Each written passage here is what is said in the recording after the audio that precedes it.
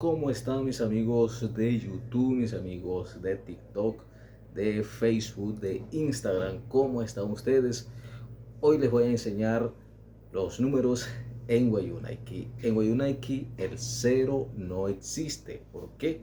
Porque el cero no significa nada, es algo que no existe para nosotros, nosotros.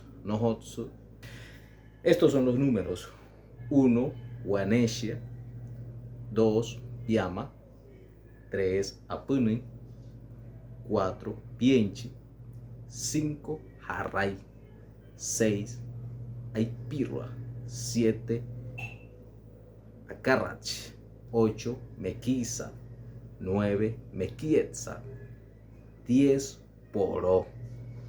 A partir del 10 empezamos a decir Poró Guaneshiamui 11, Poró Piamamui 12, Poró Apunimui 13, Poró Pienchimui 14, Poró Jarraimui 15, Poró Aipiruamui 16, Poró Acarrachimui 17, Poró Mequizalmui 18, Poró Mequietzalmui 19, Piamashki 20. Piamashki, unos dicen, hay guayú que dicen shki y otros dicen hiki. Yo digo shiki. Piamashki 20.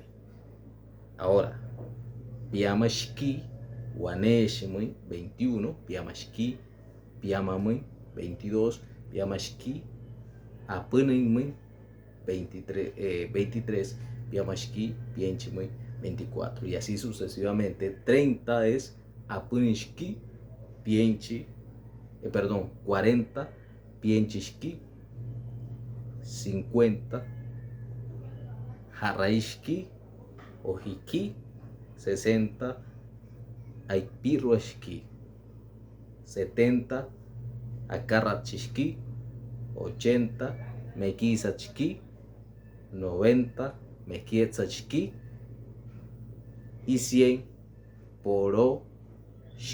Ahora, ¿cómo se dice?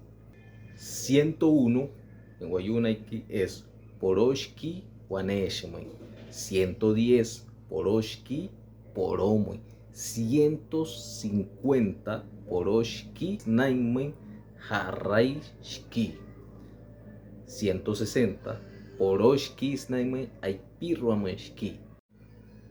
Y para el amigo Evelio Damián, un seguidor y suscriptor de YouTube, aquí está la respuesta a su pregunta.